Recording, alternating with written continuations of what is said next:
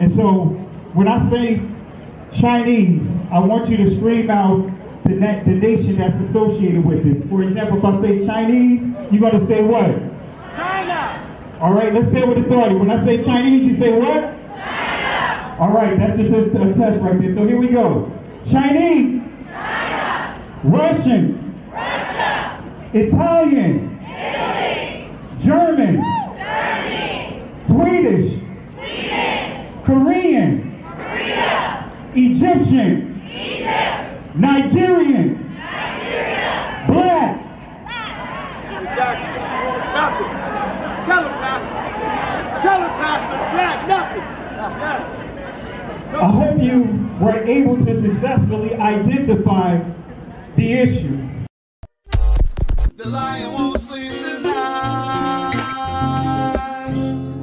'cause we woke now, and we woke now. I said the lion won't sleep tonight, 'cause we woke now, and we woke now. They want us to sell our souls to barter profit. Like God's property, it's hard to market. So we steady to aim, keep your eyes on target. 'Cause when you got to drive, yeah, they'd rather you park it. But I don't valet, you ain't getting these keys. I'm keeping closed hands, I'm on bended knee. I'm just a reflection, dealing with 8 sections. Art mixed with life, you can feel the convection. Your lion won't sleep tonight, 'cause we woke now, and we woke now. I said the lion won't sleep tonight, 'cause we woke now, and we woke now. I said the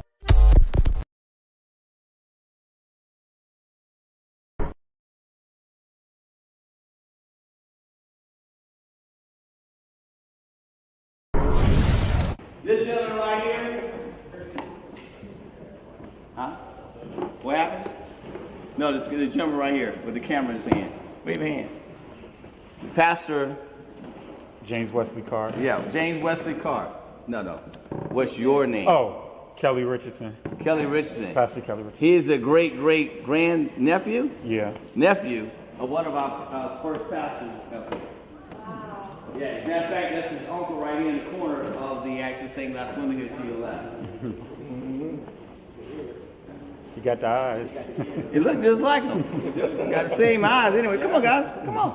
That's funny. What's that up there looking like? Look on the outside edge of the pews. Look on the outside edge of the pews where you are. You see the different markings alongside the edge of the pews? They represent the different tribes that made up our congregation back then and spoke over 6 different languages among themselves. These were small tribes enslaved by larger tribes and sold to Europeans as they came along the African coast. One of the major languages they spoke back then was that of Aramaic and also too of Hebrew, which means the writings read from bottom to top. Assalamu alaikum. Which means peace be unto you. It's not a Muslim term. It's actually the same greeting which Christ gave into the disciples when he met them in that region. Most countries in that region read from right to left. Here in America, we read from left to right. That's why the pastors in the stained glass window up front here are going in numbers 2 through 7 from the right-hand side over to the left, to the left, to the left. This is First African Baptist Church, the oldest black church in North America. The building, built by slaves. The gentleman that laid the first brick laid the last. The balcony hold pews that actually were built by slaves. They have the oldest information in this building. That information is written in cursive Hebrew writing. I'm so glad you're here because you can bring great clarity. I'm so glad you're here because you can bring great clarity. Can you tell us a little bit about the Sephardic Jews and how they were scattered because they went west? I sure can. Because the reason why I want to is because a lot of them, and a lot of people don't know this, are in the Caribbean. They are. In the islands. And you're one of them. I know that. I'm one of them. I know that. Because, you know, a lot of folk don't know that those roots are there. One of the first batches of slaves that came to Jamaica they were the Sephardic Jews. It's documented. And they're all over the Caribbean, South America, Central America, and even the South Central United States. Wow. And DNA testing is a factor in all this now. Wells comes face to face with the man he's been searching for. A new portrait of the common ancestor of every man today. Adam.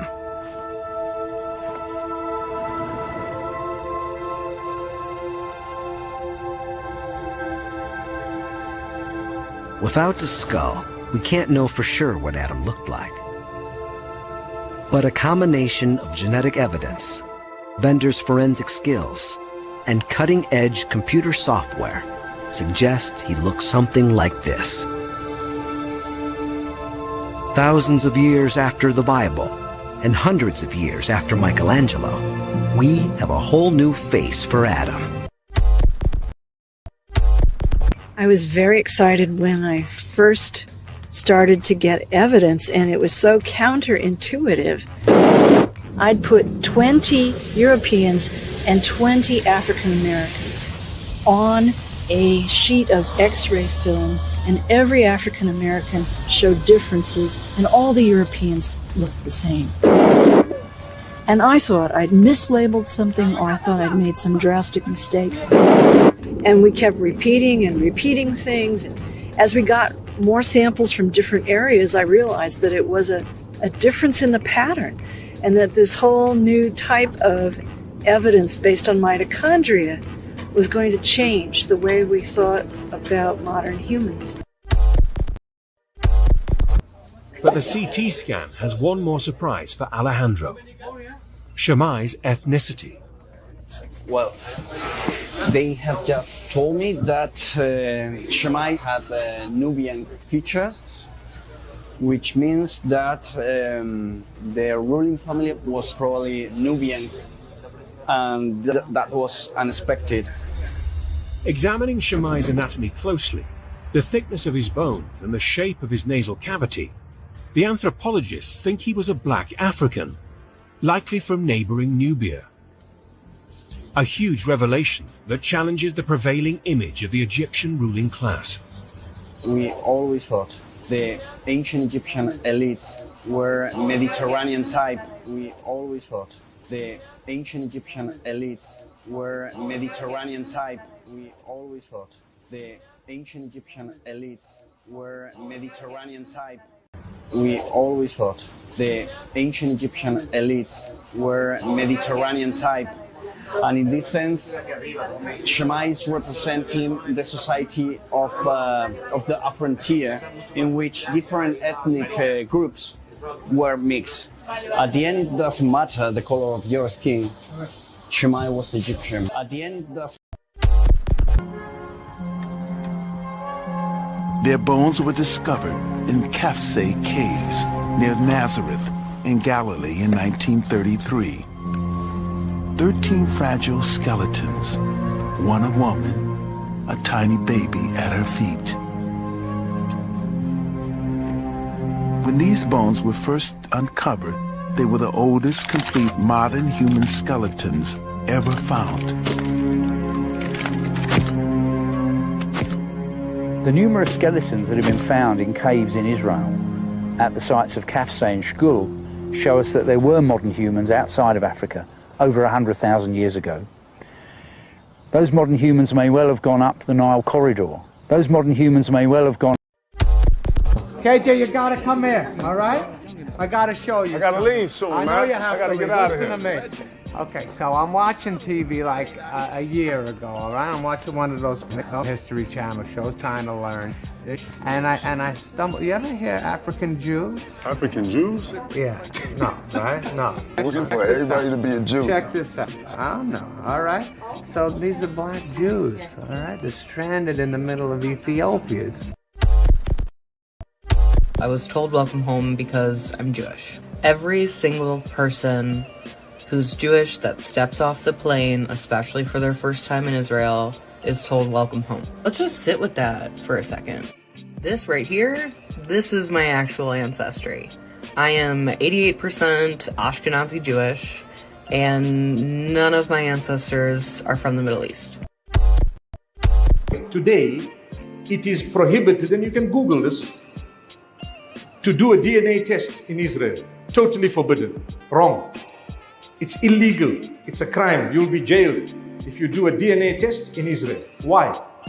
Because they know the truth will come out. You come from Poland, you come from Ukraine, you came from Europe, you came from everywhere else.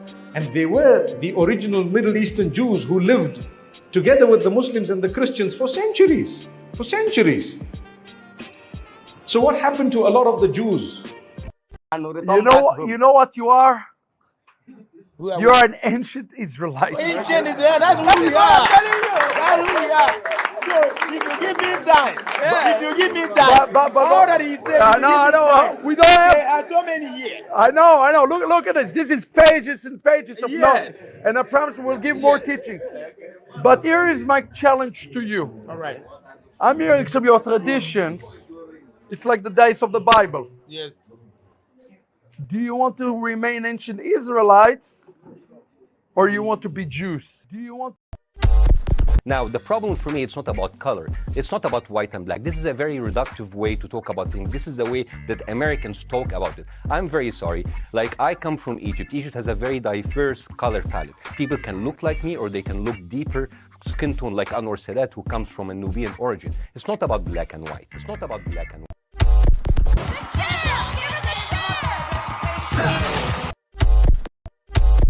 Now, the problem for me, it's not about color. It's not about white and black. This is a very reductive way to talk about things. This is the way that Americans talk about it. I'm very sorry. Like, I come from Egypt. Egypt has a very diverse color palette. People can look like me or they can look deeper skin tone like Anwar Sadat, who comes from a Nubian origin. It's not about black and white. It's not about black and white. It's not about black and white. It just doesn't matter. It just doesn't matter. It just doesn't matter. It just doesn't matter. It just doesn't matter. It just doesn't matter. At the end, it doesn't matter the color of your skin. Shemai was Egyptian. At the end, it doesn't matter the color of your skin. Shemai was Egyptian. At the end, it doesn't matter the color of your skin. Shemai was Egyptian. It just doesn't matter. It just doesn't matter. It just doesn't matter. It just doesn't matter. It just doesn't matter. It just doesn't matter. Genesis chapter 11 verse 10 explains the genealogy of Shem. Shem was a black man in Africa. If you repeat this fact, they can't laugh at you. If you repeat this fact, they can't laugh at you. If you repeat this fact, they can't laugh at you. Want to say peace and blessings to everyone. Hope all is well with you guys. I know this is probably a shocker to many of you guys. This is like the third live I've done within the past 4 nights. So, but just really trying to get that momentum going again. A lot of information that I'm sharing. Going to drop not a live video, but going to upload a video hopefully tomorrow. If not, I'll do it in a couple of days. Just upload a video that has a pastor teaching Revelation 2 and 9. So I'm going to upload that over the next day or two. But just really wanted to give you some additional information to think about, some more history to think about. I know that this may come to a surprise to many of you guys. I know some of you guys are trying to figure out, wait a minute, don't tell me. Are you serious? Shakespeare, the Israelite? I know some of you guys are trying to put two and two together to try to figure out, am I serious about Shakespeare being an Israelite? So the topic for tonight, William Shakespeare, the Israelite, Gifts of David.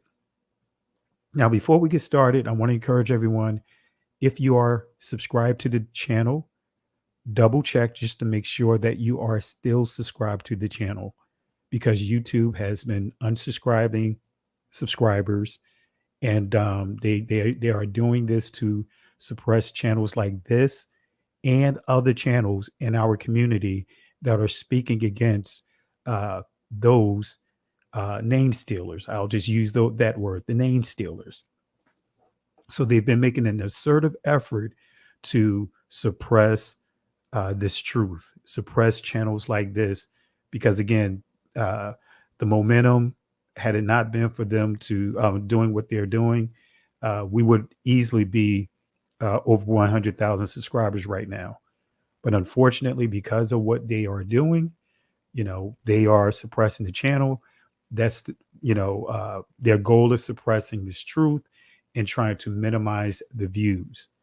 And me and my cousin Benaiah, we did a special live sharing this information to you with sources that the name stealers organizations are working hand in hand with YouTube and other social media platforms, and that they had a symposium that was sponsored by the government with all the name stealers organizations with the goal of trying to suppress this truth. But before we get into the lesson, I want to give a special shout outs to my brother Apostle Curtis Lewis. Family, if you haven't subscribed to his channel, subscribe to his channel. He's doing a great work down in Louisiana. If you are in the Louisiana territory, the area, and also in Houston, Texas, look him up. Look him up. Go visit his ministry. Also subscribe to his channel. Really appreciate you, Apostle Lewis, and all that you do. And now I would definitely be giving you a call. If it's not too late tonight, I'll give you a call tomorrow. And I'm going to drop the link as I get started here. Actually, I start building up some momentum. I'm going to drop the link. If you want to jump on, feel free to do so. And Benaiah, my cousin, if you're watching, I'll be dropping the link probably within the next 20 minutes once I get into a certain flow. And if you want to jump on, feel free to do so. And I believe Berean Scholars is maybe in the building. If he's not, again, I'm going to drop the link shortly, and you guys could jump on and share some of your thoughts as I go through this lesson tonight. But again, thank you, my brother. Really appreciate all that you and your wife do for the kingdom. Really appreciate you. All right. So, family, we're going to go ahead and get started. Got a lot to cover. Some of the information that I'm going to share is going to be a refresher, but also I'm going to build upon it as well. All right. For some of you, but for some of you guys that have heard some of this information, don't spoil it for those that have never heard of this information. All right. So let's be conscientious of that. But let's go and get started. Let's get started. So you see on your screen, Shakespeare, the Israelite. Shakespeare, the Israelite. The gift of David. And as we get to a certain point, you're going to understand why I labeled or titled this lesson the way that I did. All right, so let's go to get into it. A lot to cover.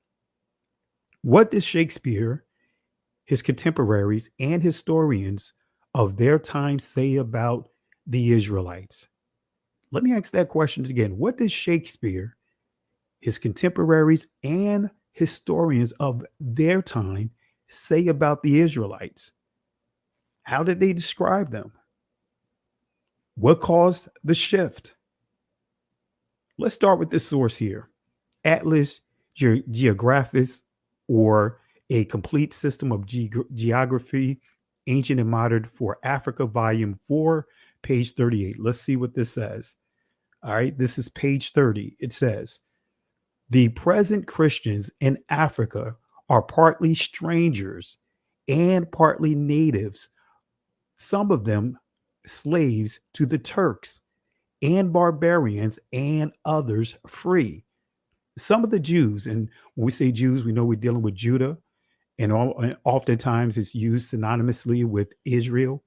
So let's continue. So it says, some of the Jews who inhabit both sides of the Niger derived themselves from Abraham. Others fled hither from Asia, because actually we're dealing with Old English, so it'll be pronounced Asia, when Vespasian destroyed Jerusalem, or from Judea when 'twas wasted by the Romans, Persians, Saracens, Christians. Some were banished from Italy in 1342, from Spain in 1462, from the Low Countries in 1350, from France 1403, and from England in 1422.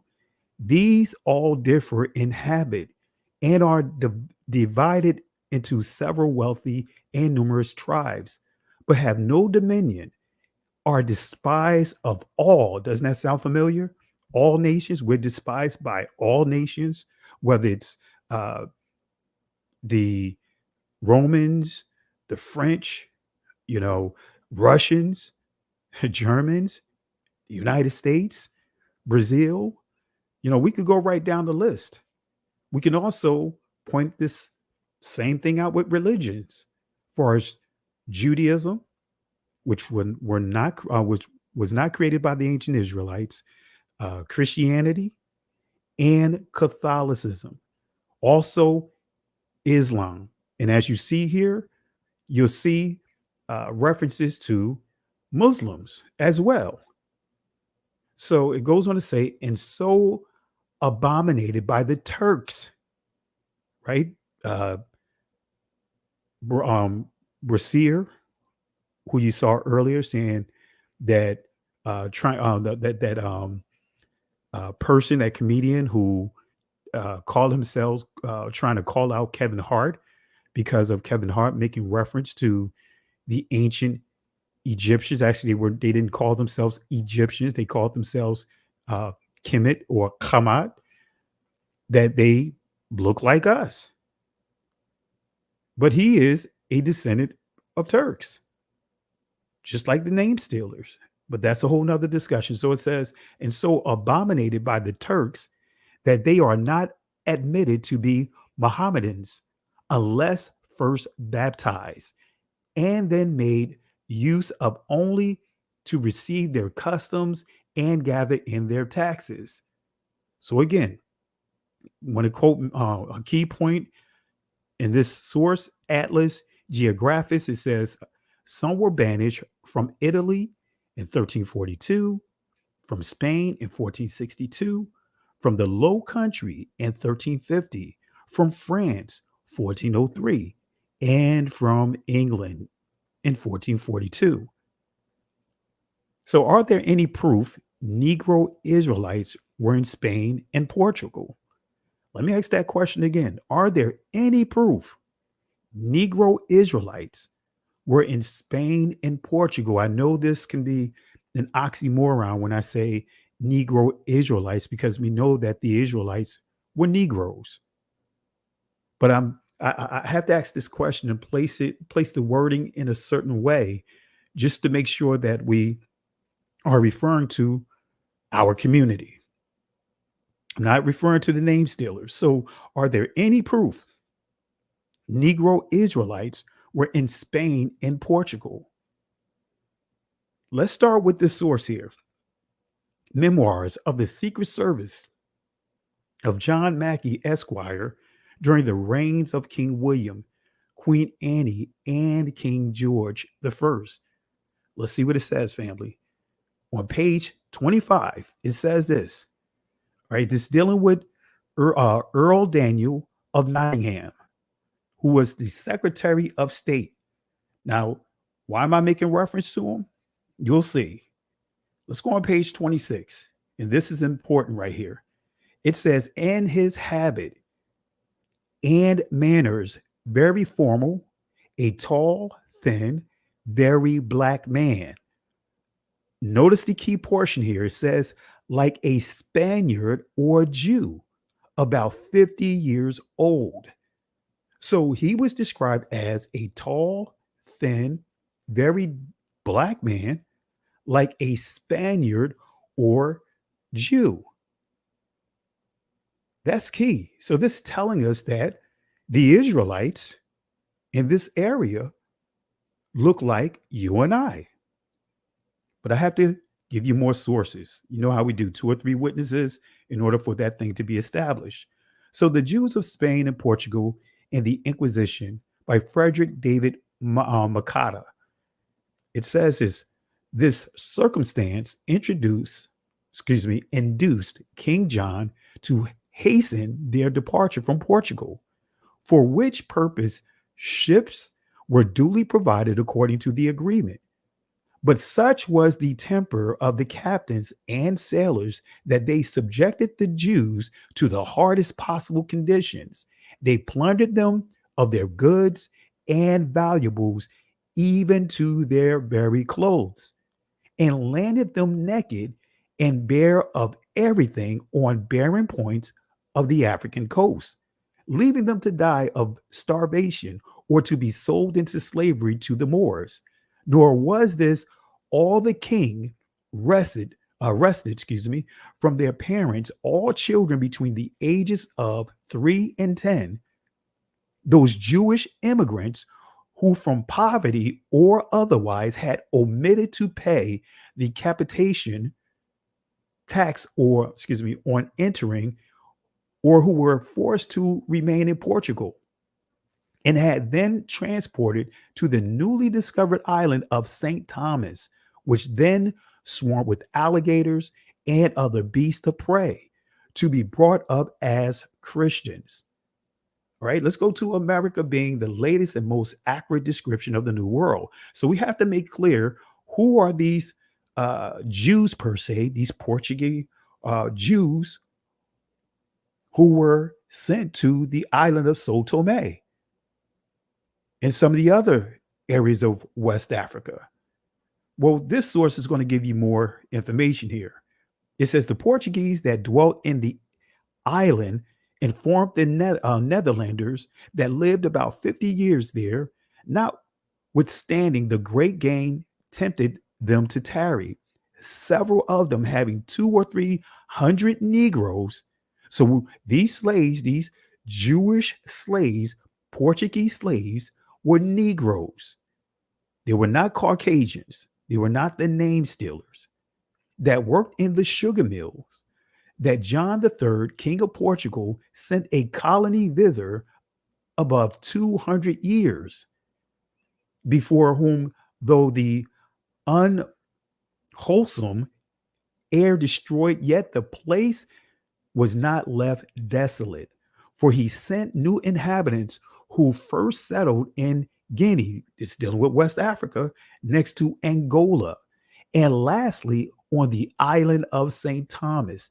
This is a territory that's proven that King Solomon, during his time, sent ships to Sao Tome, which is just south. This island is just south of what is called the Gold Coast. That's a whole nother discussion.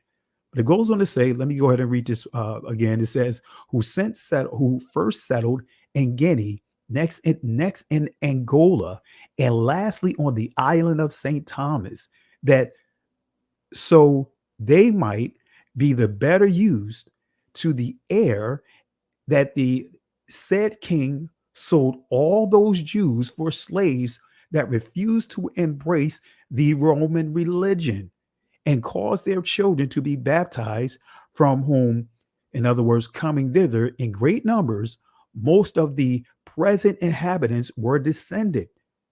So it's telling us that our ancestors did not bow down to Roman Catholicism, did not want to bow down to Christianity, right? Now we're getting into the Spanish Inquisition and the brutalities that our ancestors were subjected to because they would not convert or embrace the Roman religion. In other words, Roman Catholicism, right? They didn't want to embrace those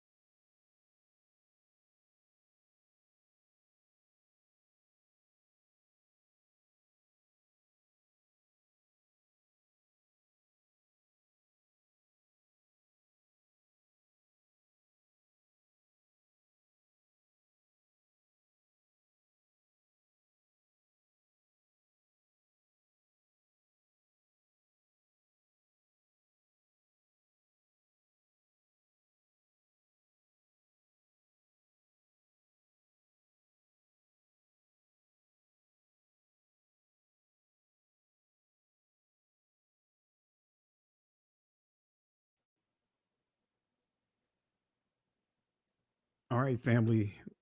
You guys know how this go. You guys know the routine. This is what YouTube has done along with, I believe, StreamYard, because whenever I do certain teachings, mysteriously, I get kicked out, as you see, right in the middle of the lesson, and it takes me time to get back in. So if you guys can hear me right now, type 1. My apologies for the pause in the lesson. My apologies. You guys notice this. This is what they do. They mute out certain portions of my videos. They kick me out of my own lives. You guys witnessed this firsthand. They've unsubscribed a number of you guys, and you guys had to subscribe again. They turn off notifications or uncheck notifications, which I demonstrated that live almost a year ago. So if you can hear me clearly, type 1. If you can hear me clearly, type 1. All right. So that's why I want to encourage you guys, continue to show love and support for platforms like this, because there is a reason why we are going through what we're going through. All right. And I'm going to drop the link just drop the link to the live. If my cousin Benaiah is out there, Apostle Curtis, if you want to jump on, and Berean Council, if you want to jump on and share a couple of words as I progress, anytime. All right. Anytime you guys want to jump on. But I'm going to go ahead and get back into it, family. And my apologies for the craziness. All right. So let's go ahead and just deal with the source real quick. We left off with proving that our ancestors, right, the Israelites, who was kicked out of Portugal, sent over to West Africa, Sao Tome and some of those territories, they were punished, kicked out, because they did not want to bow down to Catholicism. They did not want to bow down to Christianity.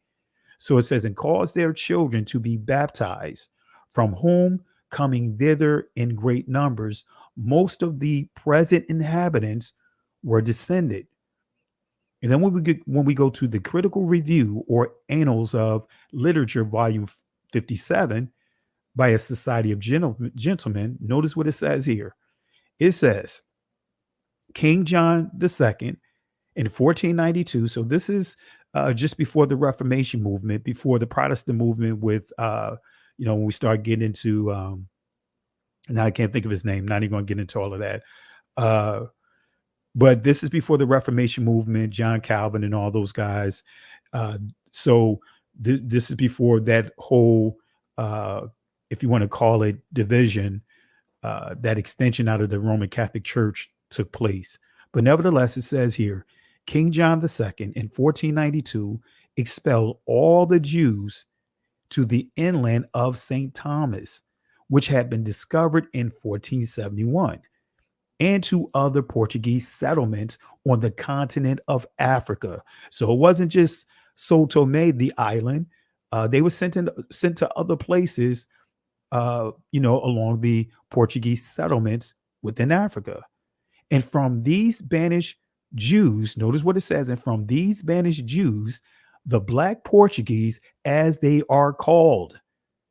So they are referred to as Black Portuguese. These Israelites, these Negro Israelites, were referred to as Black Portuguese. And the Jews of Loango, who are despised even by their very Negroes, are descended by these colonists. St. Thomas soon became a considerable place of trade and value for its sugar plantations. 30 years after their settlements, not less than 150,000 arobes, or 30,000 pounds weight each, of sugar were exported, and the engines of 60 sugar works turned by slaves. These Negroes, let me say that again, these Negroes were purchased in Guinea, Congo, Congo, and the colonists had plantations furnished with from 150 to 3,000 Negro slaves. All right, so this is making it clear that we're not dealing with Caucasians who was enslaved because of or as part of that Spanish Inquisition. That was these Israelites that was banished, that was kicked out of Portugal. We're dealing with Negroes. We're not dealing with name stealers. So as we highlighted in my early source about the Secretary of State in Britain at that time, it described Spain, as being many Spaniards as being black, as well as Spanish Jews as being black. Right? But I want to make this clear. Not all of them were. You had many that were converts. That's a whole nother discussion. But let's go ahead and get back into this. Who are these Hebrews and Spanish-speaking Ladino writing Negroes? Let me ask that question again. Who are these Negroes? Who are these Spanish writing, speaking Ladino writing Negroes? Who are these people?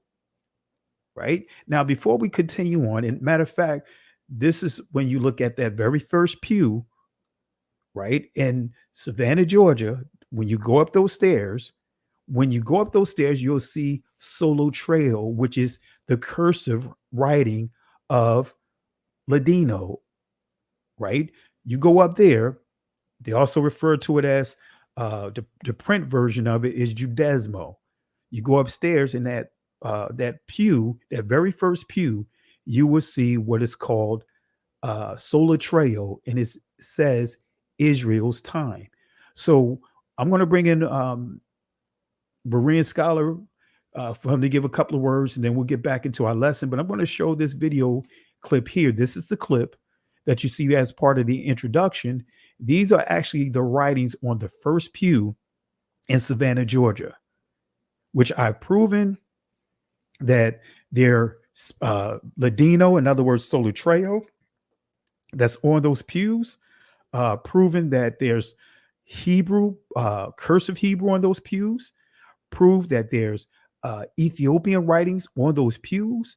I proved that there's also insibity. Not a single person, not a single group can say that they proved all those on the pews, especially that insibity is also kind of like a confirmation that really helps solidify some of the writings. So real quick, let me go ahead and bring on Berean scholar. I'm going to bring on B'nai Israel. I'm going to show the clip real quick. And as you see the clip, the intro, I'm going to bring them on after this clip plays. The lion won't sleep tonight. 'Cause we woke now, and we woke now. I said the lion won't sleep tonight. 'Cause we woke now, and we woke now. They want us to sell our souls to barter profit. Like God's property, it's hard to market. So we steady to aim, keep your eyes on target. Cause when you got to drive, yeah, they'd rather you park it. But I don't valet, you ain't getting these keys. I'm keeping closed hands, I'm on bended knee. I'm just a reflection, dealing with 8 sections. Art mixed with life, you can feel the convection. Your lion won't sleep tonight. Cause we woke now, and we woke now. Want to say peace and blessings to Naya Israel, also Berean scholar. It sounds like we hear some feedback here. Yeah, is that on my end or? No, I think that was Berean scholar. Is it on my end there? Naya Israel, also Berean scholar. Hold on. Sound like we hear. All right. Benaya, you got the floor. How is it going, cuz? Hey, peace and blessings, cuz. Hopefully everyone's doing well. Shalom. Peace and blessings, peace and blessings. Yeah, it's a great topic, great discussion, cuz. Well, right now I'm in that area that you go 10 toes down on, give some great information. I'm dealing with the Spanish Inquisition. Any information you want to share on the Spanish Inquisition that may have not really touched on? I kind of just gave a little skim over it, but I know you could give more information on that. Any information you want to share on that, guys? Yeah, I mean, just as far as people know, I mean, that's the starting point. That's the starting point for our history. You know, what I tell people is that it's like, you know, you may not know it, but a lot of us that's walking around today, we actually have Spanish Sephardic names, like last names. You know, and there was a thought out there that our last names were given to us, or we adopted it from our slave masters. And you got to think about that, family. So after they made our forefathers work from sun up to sundown, beat the skin off of us, right? You know, till it looked like hamburger meat. Sometimes they rubbed salt in it. Sometimes they cut off limbs. Sometimes they had picnics. Sometimes they cut off ears. They cut off noses. They cut off thumbs and feet. You know, they did all that stuff, right? And what I contend is that we don't know the half of all the wicked, evil deeds that they did, but just from the little bit that we do know, you know, the idea or the thought that we would go through all that, finally get our freedom, and then the very first thing we want to do is to name our kids after the people that just did that to us. It don't make no sense. Absolutely. Yeah. You know, and actually there's a book that was out there that I found, and shout out to Morey Yahushua with Rebirth, because he did some outstanding research, and I know that I believe on the next Reclaiming the Thrones, you know, he's going to go into you know, all this information. But he's an outstanding researcher. I mean, he's head and shoulders above you know, a lot of folks when it comes to research. And I know that a lot of the information that he's going to bring out is going to turn people's heads as far as like what happened to us once we got into America. You know, about all these folks you thought they were white. Guess what? Like Pastor Kelly's bringing out, you know, there's some color to it, right?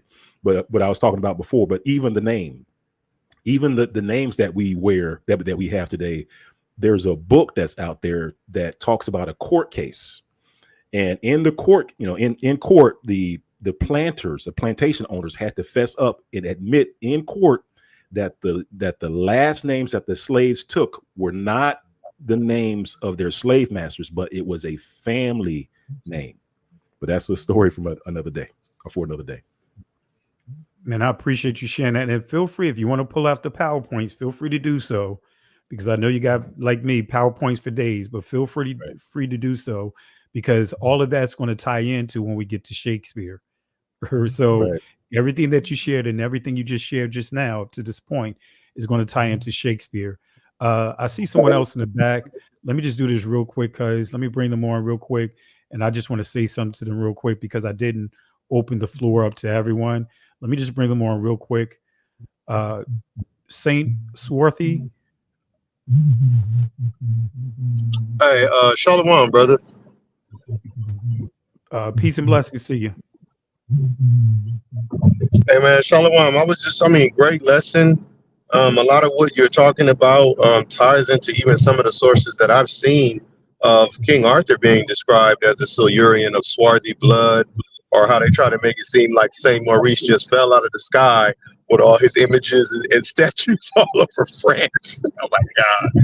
So it makes sense even with some of the sources that I've seen of describing Charles II as being a swarthy man, going into the Black Jews being actually not just in Portugal and Spain, but we used to be in the British Isles. We used to be in different parts of Europe in general. So I'm not going to be too long-winded. I'm going to park my car right there. But I've read sources that collaborate with everything you're saying. Absolutely. And actually, I'm going to share some additional information that's going to lead up to Shakespeare. So just some of the places that you mentioned, it's a key source that I'm getting ready to share here. And it's going to connect the dots, just as you pointed out. And our brothers and sisters just need to know this.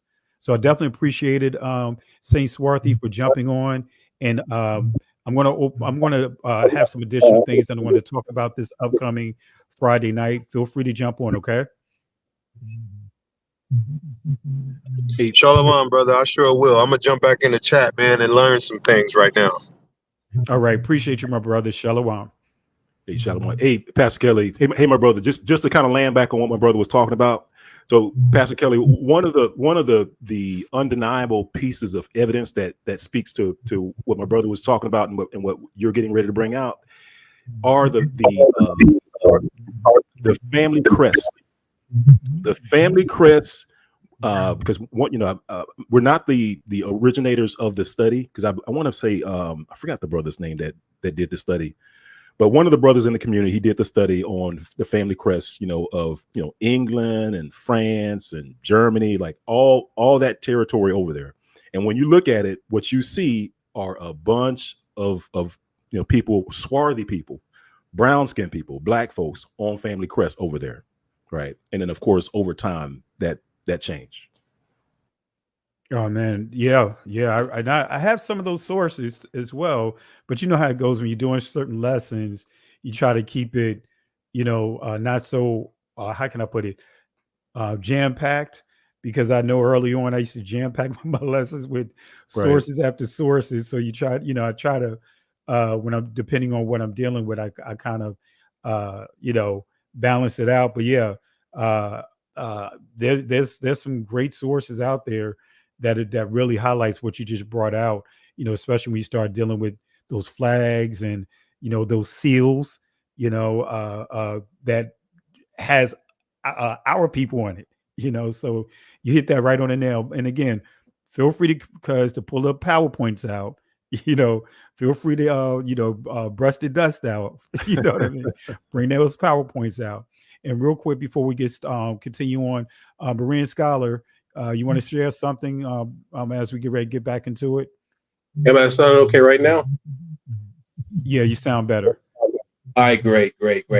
Awesome information. And I know what you mean. You guys, so when you start pulling back this onion of these falsehoods that we've been fed for so many years, there's so much receipts there is there. I heard a quote today that really blew my mind.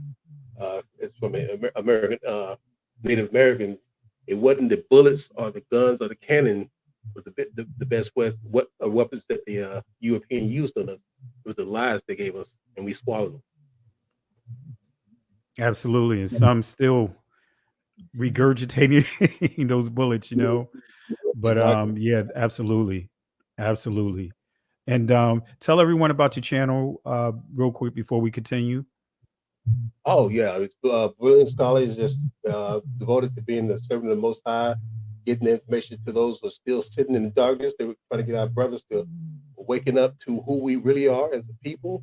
All the ones sitting in the places that we all came from, just around knowing that there's more to this lifestyle than we've been told. And with this, we're out there to spread the light. Absolutely. Well, appreciate it, my brother. Feel free to drop the link inside the chat. But if you guys want to say something, let me know. But you know how we do, how we flow. So really appreciate you guys jumping on. All right. Really appreciate it, my brother. Thank you. And want to give a special shout out here to Grace Johnson. Blessings to your ministry, Pastor Kelly. Thank you, sis, for the love and support.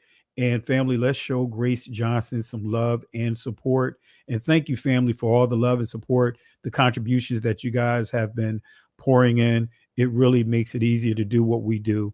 Really appreciate the love and support. Again, family, show Grace Johnson some love and support tonight. Hallelujah. All right. So let's continue here. Who are these Hebrew and Spanish speaking Ladino writing Negroes? Who are these people? When we're going to answer this question, we are going to answer this question. So again, a key quote from the Atlas Geographus, it said that some, in other words, these Negro Israelites, right? These Portuguese Israelites, these Black Portuguese Jews per se, some were banished from Italy in 1342. You see Spain in 1462, from the Low Countries in 1350, from France in 1403, and from England in 1422. So are there any proof Negro Israelites were in Italy, France, and England? as the brother that was just on here, Swarthy, pointed out, other places. So let's highlight some of these, and feel free, Benai, anytime you want to jump in, feel free to do so. Okay, cuz? So the depiction of the Israelites in Amsterdam. Let's see what it says inside the source. This is a great source, family. Shakespeare and the Jews. James Shapiro, 1996. I encourage you guys, add this to your library. Okay. But let's go to page 266. Let's see what it says here. It says the accumulated experience of over 100 years of travel, trade, and conquest had convinced Europeans that some of the accepted stereotypes of Jewish racial otherness, including the belief that Jews were black, needed to be qualified. When William Brereton jotted down his impressions of the Jews in the synagogue in Amsterdam in 1635. Now, notice what it says here. He noted that the Jewish men are most black and insatiably given unto women, drawing here on contemporary prejudices linking blackness and licentiousness. And when the Scottish minister Robert Kirk toured London in January 1690. So look at some of the things that the stereotypes that was already connected with our people by these other communities. He noted that the Jewish men are mostly black, insatiably given unto women, drawing on here contemporary prejudices linking blacklessness and licentiousness. And when the Scottish minister Robert Kirk toured London in January 1690, he also paid a visit to the synagogue, there where he observed over 200 Jews worshiping. But here's the kicker. He noted in his journal that they were all very black men and indistinct in their reasonings as gypsies. By the end of the 17th century, works like the English translations of Francois Maximilian Missions, A New Voyage to Italy, make clear that it is a vulgar error that the Jews are all black. So they, trying to contest that all the Jews in this area were black.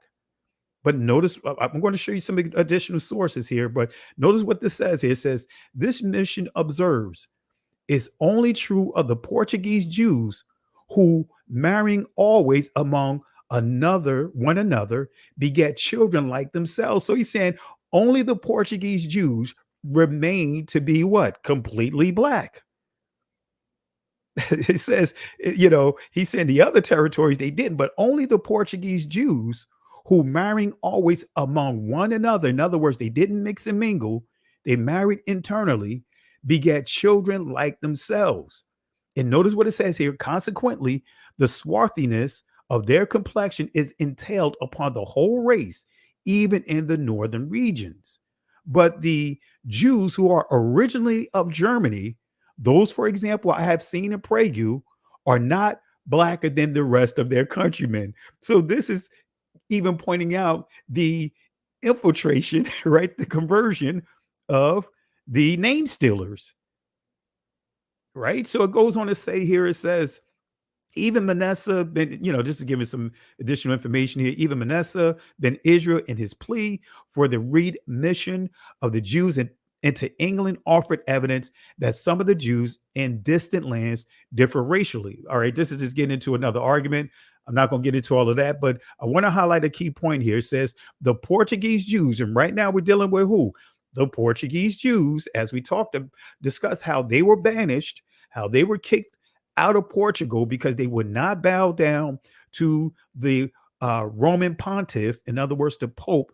They did not want to convert to Catholicism. They were banished. They were kicked out and sent to different Portuguese territories. And one of them was Sao Tome. So it says here again, the Portuguese Jews who, marrying always among one another, begat children like themselves. Consequently, the swarthiness of their complexion is entailed upon their whole race, even in the northern regions. Anything you want to share, Benaya? Yeah, no, you got it, Pastor Kelly. It's like that's one of many, many, many references, and I know if I can find Brother Dante's website, because I know on his website he has a library of hundreds of references that speak about these, Portuguese, Spanish, being black, swarthy, and they did an outstanding job of organizing it, and organizing it by date, by topic, by subject, all that stuff. And most I will, and I'm gonna try to grab it here in the background and put it in the chat. But just so that family, this is one of many references that speak about these Portuguese brews. I call them brews, being black, swarthy, brown skinned, like any synonym you can think of as far as them being a people of color. Absolutely. Appreciate it, cuz. All right. Anytime you want to jump in, feel free to do so. So let's go, family, to the etymology dictionary definition of swarthy, just so that way you guys understand. It says here, dark colored, especially of skin. So just want to make sure you guys understand we're dealing with dark, melanated people. Okay. So it goes on to say dark colored, the adjective tawny, especially in reference to skin. Okay. So when we go to another source here, antique gems and rings, I want you to pay attention to this real quick. This is dealing with Cleopatra, right? It says here, the same age was a little later, extremely fruitful in heads of Negroes and also Negresses, the latter often in the character of Cleopatra holding to her breast the asp. There is reason to believe that some of the latter are intended to commemorate the renowned black concubine of Clement the Seventh, the mother of Alessandro D. Didn't put it all in there, but speaking of Cleopatra, and you notice the phrase here, Negroes and also Negresses, and so Cleopatra is referred to as a Negresses, right? And this is 1818 through 1888, this particular source. So we see a reference here centuries ago, like my cousin Benaya would say, we have to go to the old sources.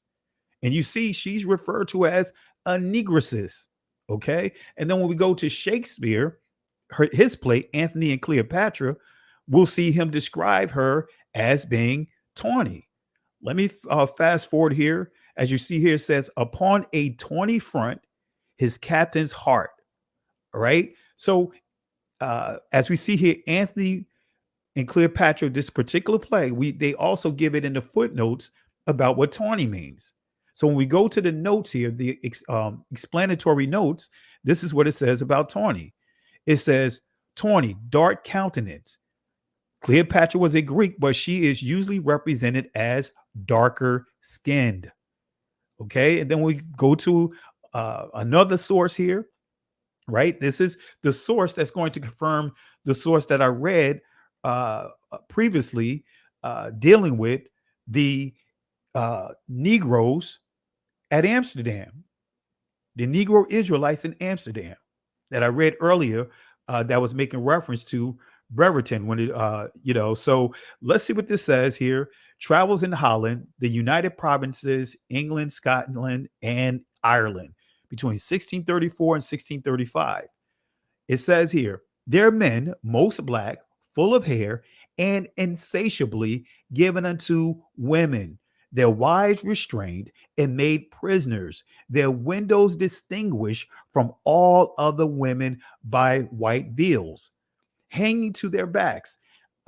They will not bury amongst the Gentiles. So this is still showing that these particular Negro Israelites, they made sure that they separated themselves. It says, but have purchased unto themselves a peculiar burial place, a field. And it goes on to give some additional information, but I didn't go into all of that. But here it is. It says, it gives us confirmation about these particular group of Israelites. So there's another group whose original complexion is described as swarthy. So when we go to Journal of Royal Institution of Cornwall, footprints of vanishing race in Cornwall, notice what this says here, right? Now we're dealing with what they call the gnomes. This is where you get the what you call it, the orcs and hobbits from. They're called little people. This is where the true word of leprechauns come from. I'm not going to read all of this, but you see here it says, I believe the first human beings who entered Cornwall, now we're dealing with Ireland and those places, and Neolithic period belonged to a race of dwarfs or pygmies and were veritable little people. The study of dwarf races is a new branch of anthropology, and it has wonderfully developed during the last 20 years. Ancient classical authors mention pygmies living in more remote parts of Asia and Africa. And the conflicts of the latter with the cranes are described in amusing languages. Now, notice what it says here. It says, these stories were for long thought to be childish inventions, but recently discoveries have proved that they were perfectly correct. When the Dutchmen occupied South Africa, they met with the dwarf Bushmen, who are the smallest pygmies in the world. So this is giving you more clarity on who these people are. As you see here, it mentions Adas, it mentions Mamonaos. Also, it says dwarf races of Philippine islands. It says, and Europeans before long discovered the dwarfs and the Andaman islands, who are known as men copies. In Africa, new dwarf tribes were constantly being found, such as Sokos.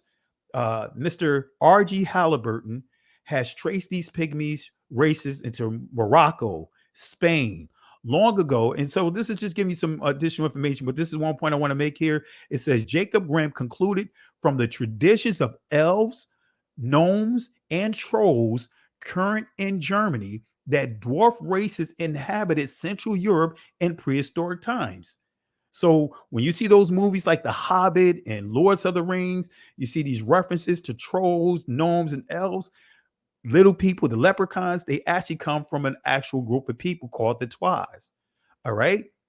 I'm not going to read all of this. I'm going to fast forward here. Let me go to another portion here.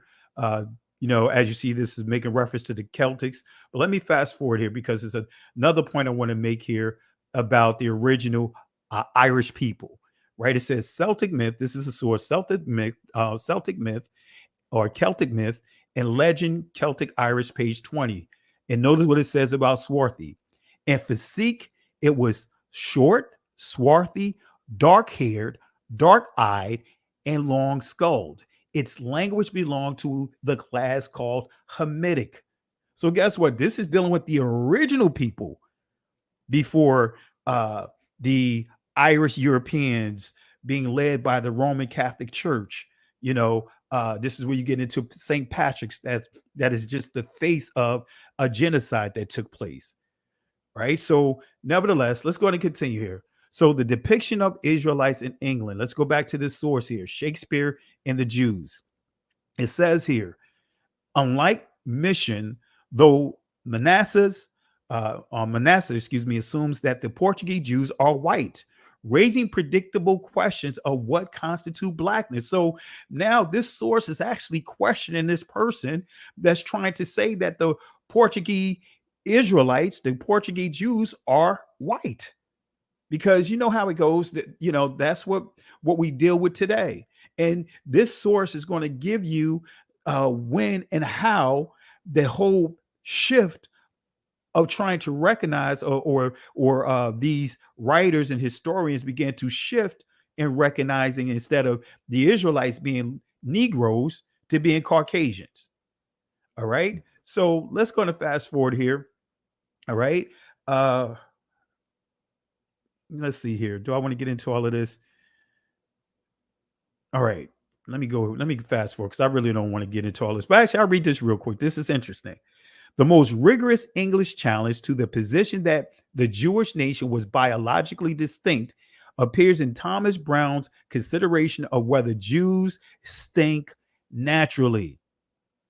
In his Pseudodoxia, All right. So you see how they, just the stereotypes, how they disrespected our people. But nevertheless, if they intermarried and mixed, this is a quote from the source, if they intermarried and mixed with other people, how could Paul's prediction in Romans about the future calling of the Jews ever be realized? So this is kickback to those that was trying to say the Israelites, the Jews of that time, look like Caucasians, right? So this quote here comes from the source with them giving pushback, saying, "Wait a minute, so you saying that there's no distinction between the Romans and the Israelites?" Now, notice what it says here. Going to this quote, to the source here, it says, "And though the Jews were a race, they were an exceptional one, insofar as they reputedly could never commingle with others." In other words, after all, if they intermarried and mixed with other peoples, how could Paul's prediction in Romans about the future calling of the Jews ever be realized? Some writers pointed to the Jews, dark or black skin, as a marker of their racial indifference. Let me read that again. I hope y'all grab hold of this. Some writers, and we're dealing with during that time, pointed out the Jews, the Israelites, being dark, make a note of dark or black skin color as a marker of their racial indifference. In addition, as members of a religious community from which the founders of the church had emerged, Jews were at once the opposition of Christians and at the same time potential Christians. From a Christian's perspective, the only thing that stood in the way of their conversion, I didn't go into all of that, but, dealing with the conversions and all that. But the key is they're still making a distinction, saying that the Israelites in that territory look like you and I. Any comments you want to share, Benel? Yeah, let me see if I can, let's do share screen. I just want to see if this share screen will work. Yeah. If you feel like sharing this one, Pastor Kelly, this kind of speaks to what you were talking about before. This is just to let family know that all of what we're talking about is backed up on multiple levels. Like, it's backed up by the historians that were there at the time. Like, especially when you read the old books, and like Pastor Kelly said, it's like after some time had passed, then all of a sudden the whitewashing tried to take place. And depending on from which continent you're tracking the story from, the whitewashing occurred at different points in time. Like for example, over in the States, the whitewashing was primarily pushed from what I would call like the Naturalization Act. Like, literally there were acts and laws that were in place like during the 1700s, where people that came from a certain country, regardless of what their skin color was, they had to, by law, claim to be white. Like on the census forms, like they had to claim to be white. And then in addition to that, there were the black codes. And according to the black codes, if you were considered white, then you had to marry a certain way. You had to do some certain things, right? So all that played a part into the whitewashing. It was like a legalized. What people don't realize is that it was a legalized whitewashing. But I guess what I'm trying to say, family, is that this occurred on multiple levels. So very first, we have the old writers showing that the Israelites were dark-skinned, melanated people. We know that the whitewashing occurred. Like I was saying, it occurred through the Naturalization Act and some of these laws. But then in addition to that, we also have the science portion of it, which confirms what the old writers were saying. And that's what you see on the screen. Is like today and this is like an old article. This came back out in like 2018, if you can see the date. It says, the first Britons had dark to black skin. They call this guy Cheddar Man, right? And what one thing that they don't tell you is that when they do these renditions or remakes of the models of people that lived in yesterday's past, there are a few things that's up to the person that's creating the model. Is up to him to decide what to put on it. Like when it comes to hair, like the person that's making this model, it's up to him to decide whether to put long flowing hair like what this guy has now, or to stick an afro on it, right? And I want to say like the size of the lips and stuff like that, is up to the liberty of the person that's creating it. So just keep in mind that when you see some of these models, really it's not 100% accurate, but it's close. At the very least, they got dark skin on it. And then the last thing, Pastor Kelly, just want to share is that over time, like, if you look at the date on this one says 2014. So I just want to show you that over time, what they realized was that there was a shift from dark skinned, black skinned Europeans over to white, according to science. Like in this article, it says 7,000 years ago, humans suggest new date for light skin gene. So basically they know that light skin gene came out of, at some point in time. But then as they kept doing research, what you'll notice is that the 7,000, it'll change over time. Like that said 8,000. See, this one says 5,000, right? Yeah, remember, because real quick too, they mentioned how green eyes began to spread before the light skin kicked in. And this is where they have broken it down into two groups, the Agrignacians and the Mousterians, right? Saying that the Caucasian the white people extends from these two groups. And they proved that they had what's that? Now I can't think of that group. That group of people that's not in our. Oh man, I can't think of them. That's only their DNA is only in white people, not in ours. I know you know what I'm talking about. I can't think about the group. Neanderthals. That's it. Oh yes, yes. So those are they are the ones that had the Neanderthalers DNA in them. So they split them up into two groups, the Agrignacians and the Mousterians. And some, they put them into one, like the Agrignacians come from the Mousterians or vice versa. But those are the two Greek key groups that if you do more research on, you'll see how they tie all of that together with these two groups coming up with different names, still tying into the Neanderthalers is what they actually will use the term with the Agrignacians and the Mousterians. Yep. And to your point, science knows, which haplogroup or which DNA group of Homo sapiens, of modern day man, they know which group spread the white or light skin gene. Like that's settled. And they know, and it was one of those things where it spread out like from the Caucasus Mountains, from the Germanic tribes. Like they were the ones that spread it across Europe into like what Pastor Kelly was talking about, per science. And I believe I have my references in this these slides as well.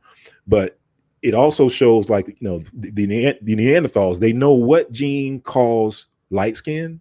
They know what gene causes straight hair. They know, they broke it down. Like the guy that did the analysis, comparing the Neanderthal DNA to the human Homo sapien DNA, he won a Nobel Prize. And he was a professor at the Max Planck Institute. And basically what he did, he compared the two, and they were able to identify genes that were responsible for eye color, for hair, for skin, for mood. That's one of the things that one of the big eye openers in the study, and I have it here as well in the study. But mood was one of those things that was picked up and transferred over from the Neanderthal. So anyway, but just wanted to make this last point, because that is just that the date of the change from light to black is tracked per science. Like you can see, like I said, the date changes over time. So you can see now the date that I have here says 2,000 years ago, because before it said 8,000, 7,000, but now, these articles now say 2,000 years. So they're walking that date down as far as when that change happened from white to black. No, appreciate it, cuz. Appreciate it. Oh, you got one more? No, that's it. I'll stop. Okay. Yeah. All right. Appreciate it, cuz. And family, take a note of all these sources that are being shared here, sharing a lot of information. All right. So the question that I have up on here is, how did others during Shakespeare time describe the Israelites? Well, When we look at Paul Isaiah 1655, this is a quote, right? I knew you to be a Jew, for you Jews have a peculiar color of face different from the form and figure of other men, which thing hath often filled me with admiration, for you are black and uncomely. In other words, what they're saying is we are black and not beautiful, and not white as other men. Right now, this is the actual source that that it comes from: the global consequences of mistransliterations. All right, mistranslations rather. But nevertheless, this is what it says: the King James Version is hailed as a landmark composition in the English language and was extraordinarily influential. Its effect on the language can be observed in a multitude of other texts. For example, the English translations of Song of Songs, chapter 1, verse 5. You guys already know that when we're dealing with King Solomon's wife, right? And describing her skin complexion. But it says resurfaces and then obviously related, but upside down in the form of English. Translation by Paul Isaiah of Sebastian Munster's work. All right. The Messiah of the Christians and the Jews. Right. And it goes on to say here, it says here, a disputation, and this is a quote from there, a disputation of a Christian with an obstinate view. So this is them basically a Christian dealing with an Israelite. And this is what they're going back in their dialogue, basically like a debate. The Christian says, for you Jews have a peculiar color or face, different from the form and figure of other men. For you are black and comely and not white as other men. So let's go to the actual source, right?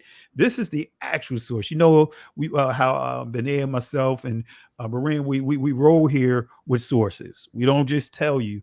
We're going to go to the actual source. So this is the actual source. And notice what it says. It says, right? And God gave you, right? And this is saying the Jew. And God gave you how know you me to be a Jew. So this Israelite, this Jew is asking the question, how do you know that I am a Jew? That you speak so in Hebrew with me. All right. So say, how do you know that I'm an Israelite? Because you speak in Hebrew with me. But it goes on to say, it says, me art thou a Jew in one of our people? So the Christian responds, I am not a Jew, neither of thy people, neither am I acquainted with you, but from the form of your face, I knew you to be a Jew. For you Jews have a peculiar color of face, different from the form and figure of other men, which thing hath often filled me with admiration. For you are black and uncomely and not white. Right? Not white, right? It goes on to say, let's see here. Again, have a peculiar color of face, different from the form of figure of other men, which thing hath often filled me with admiration. Again, for you are black and uncomely and not white as other men. And that's the point that I want to holler out right here. He's saying that this Israelite that he's debating is black and saying that he's not beautiful. Doesn't that sound familiar, family, how they try to describe our people? So going back to this source, Shakespeare and the Jews, it says this: contemporary scholars have traced the origins of modern racism. This is tying into what Benaya just highlighted about when we start going to the period when they really started whitewashing our history during this time, going from recognizing the Israelites looking like you and I to being Caucasians. Contemporary scholars have traced the origins, especially dealing with Portugal as well. Contemporary scholars have traced the origins of modern racism and nationalism back to the 16th century, a time where European nations were coming into contact on an unprecedented scale with other peoples. Indeed, they are quick to point that the words themselves, race as well as nation, only began to acquire their current meaning at this time.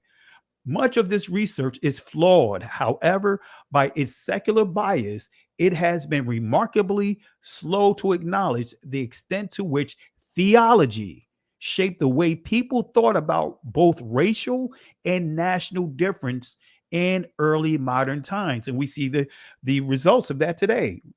We see the results. We see the impact of this today. It says religion, when it says theology, shaped the way people thought about both racial and national differences, in the early modern times. As a result, this scholarship has necessarily ignored the place of the Jew in the formation of early modern European ideas about race and nation, despite the fact that so much theorizing about these topics in the 16th and 17th century was produced in response to theoretical problems posed by the Jews. All right. So again, for Shakespeare contemporaries, Jews were not identified by their religion alone, but by national and racial affiliations as well. And again, that's page 268. Today, they say Judaism, religion, right? But if we go to the DNA, anyway, you guys see it. Is the DNA testing is banned. So it wasn't just all about a religion, as this source is highlighting. So Great Britain had a plan to manipulate Negro Israelites to adopt their doctrine. Now, this is dealing with the repeal of the Jewish Naturalization Bill, AD 1753, page 106. I'm not going to read all of this here, but this is just giving you, in a nutshell, saying that if they select certain people within our community, give them citizenship, then they'll basically embrace being a citizen of our oppressors, then holding on to their identity, holding on to who they are. So that's one of the proposals that they came up in this bill.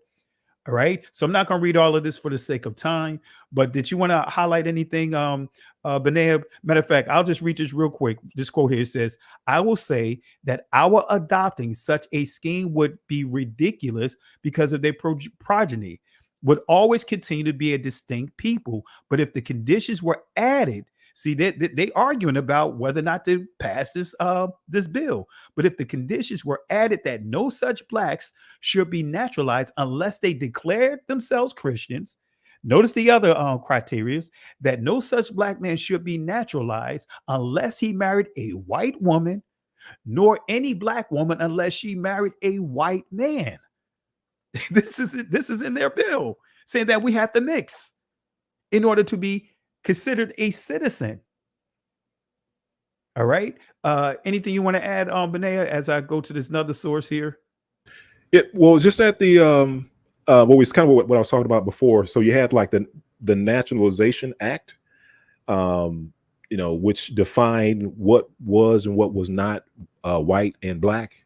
And like I was saying before, if you came from Spain and Portugal, that they were considered white. They had to select white when the Naturalization Act was enforced. And that's another thing. There was a year where the Naturalization Act was actually enforced, and that's when you started seeing some changes on censuses, because that's another thing that we noticed. I know I think the brother's name is Cudemero, because he actually brought this out first, I think, but he was looking at the census and noticed where in previous census records you would see where people were claiming to be dark or Negro or black or colored, but then over time all of a sudden they selected white, and he was trying to figure out why that happened. But so we just took it a step further and was able to tie that down to the Naturalization Act or law that was in place, and then the enforcement of it, and then that's when you started to see people's identifications change in the census. Hey, I appreciate it. Great information. Now, family, we get ready to come to the stretch here. We gave you some proof showing how it's not hard to believe. It shouldn't be hard to believe that the true Portuguese Israelites, right, that got banished from Portugal because they refused to convert, they refused to pay those taxes.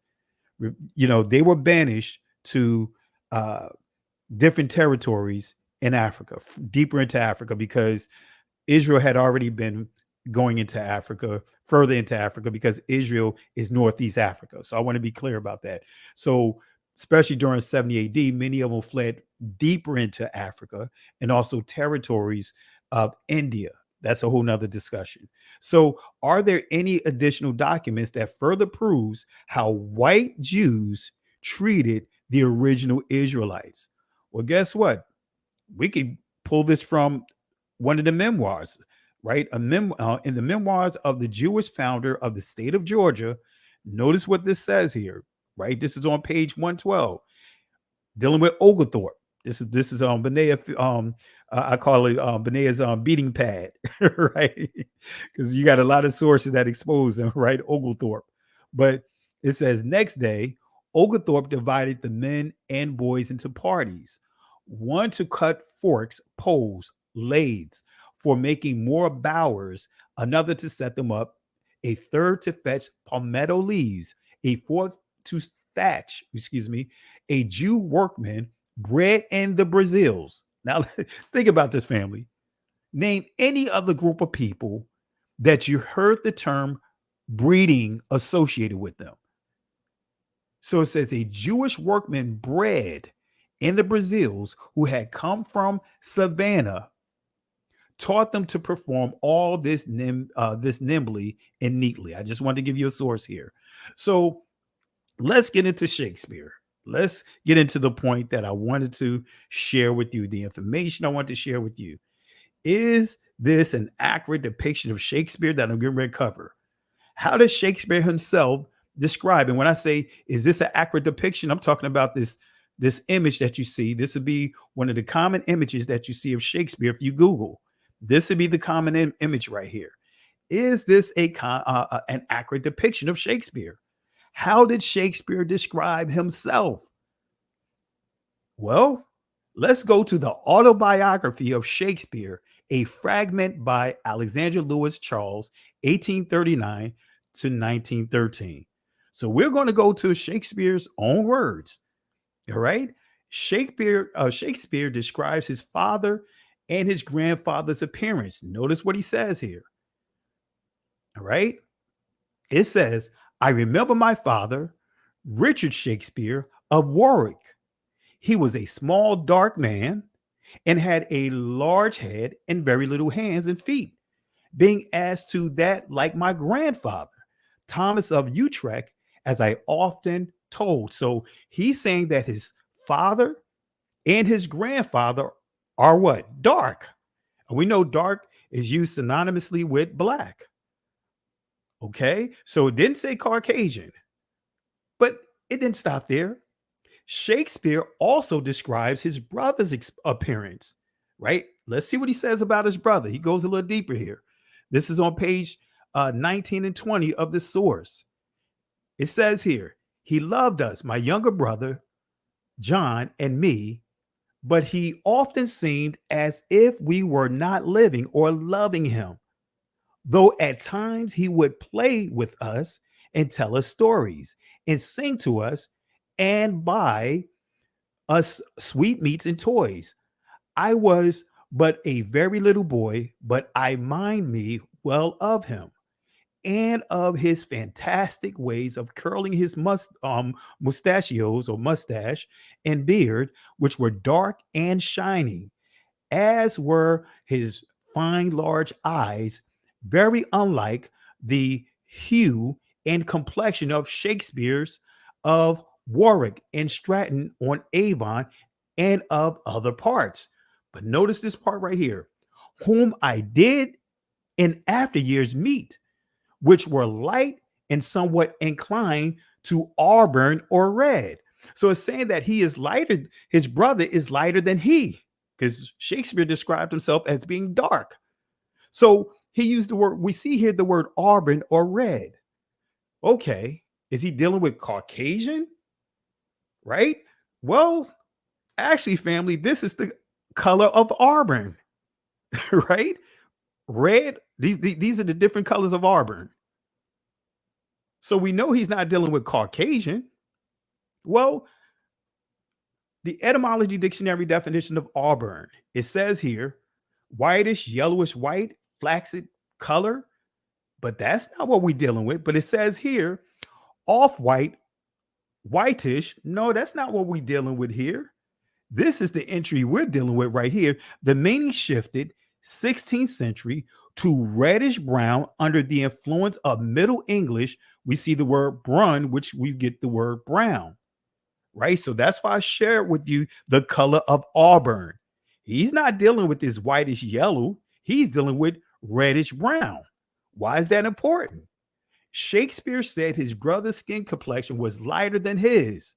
He also made clear that his brother's skin complexion, he describes it as auburn, which would be synonymous to biblical ruddy, right? What is the definition of biblical ruddy? Well, here it is, family. This is coming from the International Standard Biblical or Bible Encyclopedia, 1950. It says ruddy is the form taken by an adjective of red when used as a term of praise of the human skin. And this is its use in the Bible. In other words, the Hebrew and Greek words are all usually usual words for red or to be red. The dark-skinned Hebrews found great beauty in a clear complexion. So when it says dark skin, guess what? When we think about dark skin, we come in different shades, family. Different shades. So the dark-skinned Hebrews found great beauty, not just in a dark complexion, but a clear skin. That's what this is saying.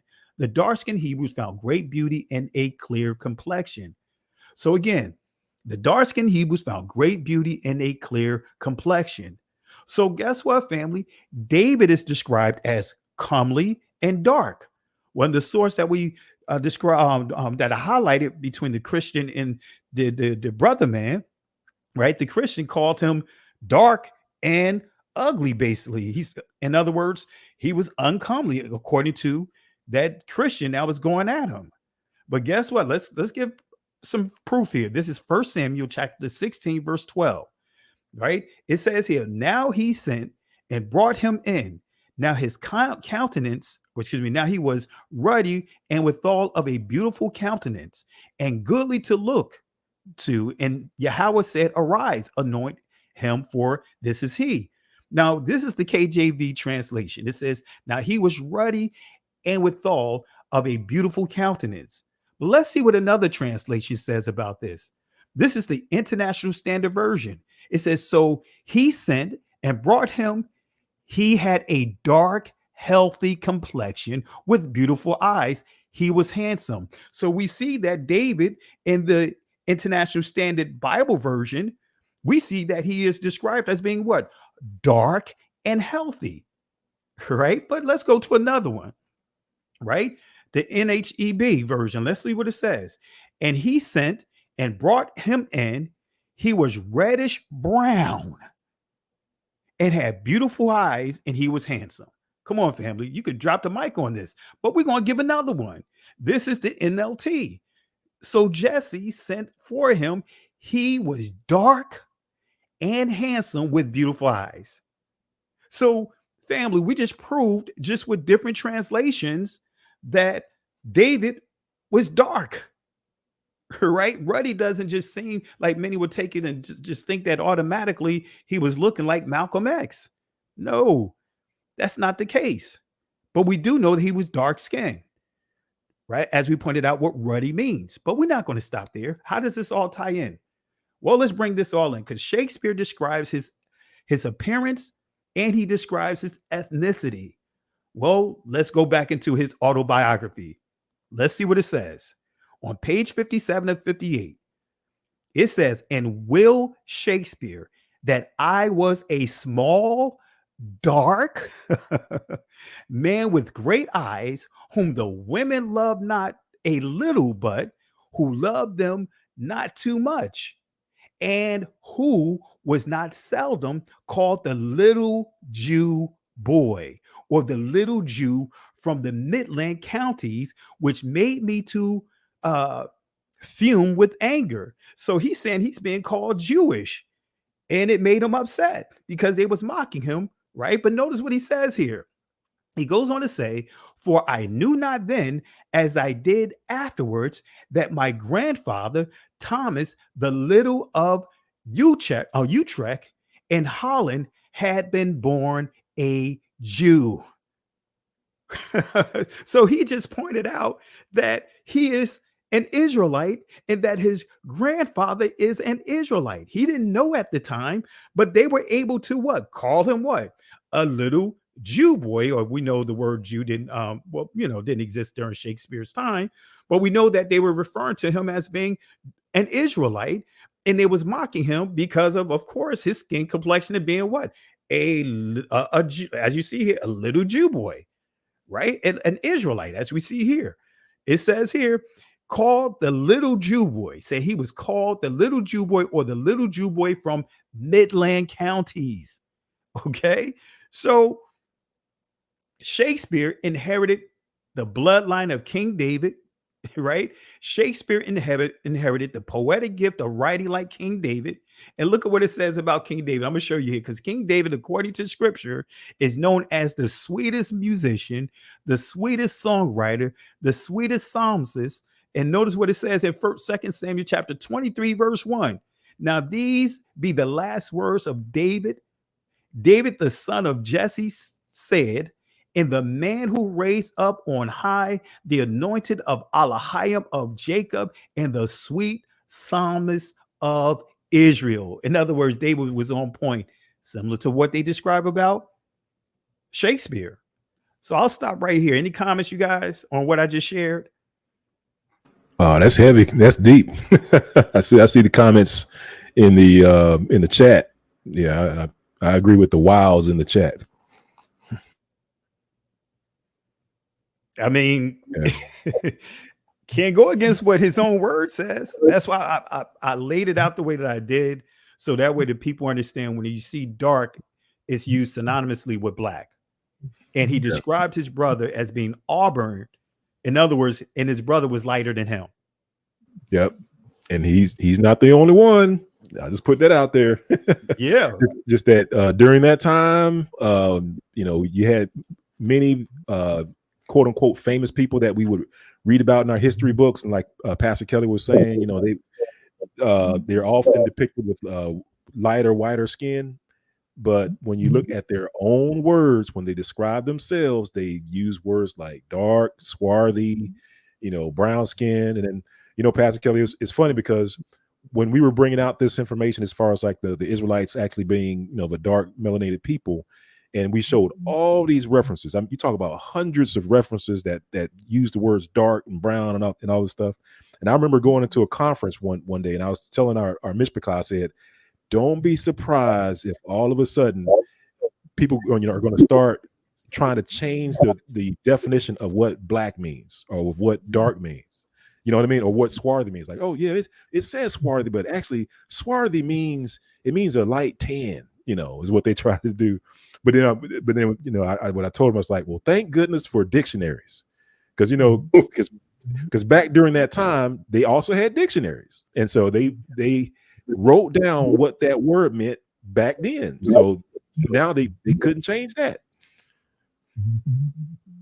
Wow. And it's not surprisingly that because I remember certain groups were trying to say black really means white and all this other stuff. I mean, you can't make that stuff up. A good thing, like you said, we go to the old sources, and when we look at Shakespeare, we're talking, he was born in the 16th century, so we know that as we prove with sources, the description of the Israelites. And when you go further with it, you can actually make the connection with them being Sephardic. Yep. Berean Council, any comments? Because I hear you you're in the background. Any comments you want to make?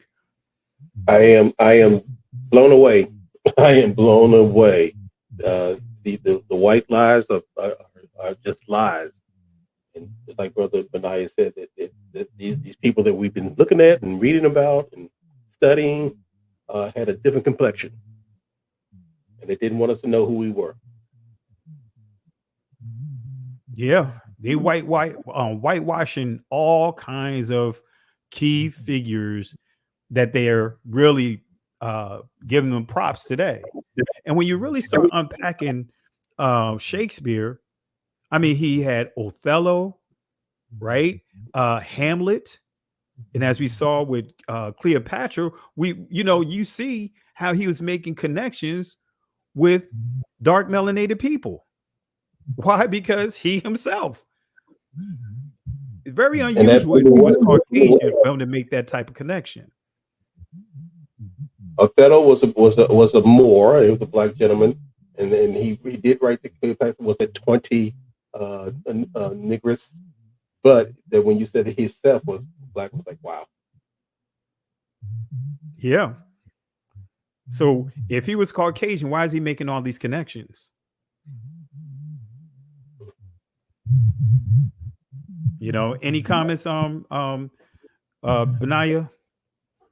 Oh, this is just one other comment, and that is, that I guess we shouldn't be surprised. I know you mentioned that he could be Sephardic, and that's definitely one of the things that popped in my mind because when the dispersion of the Spanish and the Portuguese Israelites occurred, one of the places that they did go was over into Holland and the areas like that, and then also the Spain and Portuguese Israelites were renowned for poetry.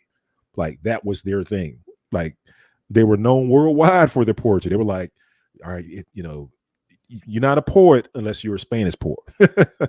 And then on top of that, and one of the things that that was brought out by More Yahusha in Reclaiming the Thrones, and that is so in Spain, one of the things was that not only did they give poetry, but they gave poetry to music, like the harp, the harps and things like that. So, of course, nowadays we call that rap. So this is one of those things I tell you. It's like if you were to hop in the time machine and then go over to Spain and Portugal and just pop up like around the 1400s, and then and then go to like one of their entertainment facilities, because like they would go to these coliseums where they would all be sitting down. First thing you would notice was that some of them would be wearing hoodies. Next thing you would know is that some of them would have chains on, like gold chains or something like that on. Like that was some of their garments and dress. But the other thing that you would know is that if you were sitting in this auditorium or this coliseum, is that they would be rapping to music. Like that was their thing. And so what they did was like, they stuck you on a ship, shipped you halfway around the world, and all of a sudden you want to, do music. I mean, you want to do poetry to music. We were known for rap over here in the States. So I'm just trying to show you, family, that it's all connected. Like all the stuff that we did, they did back then, like 200 or 400 or 500 years ago. Hey, think about it. David was a musician. He was a writer.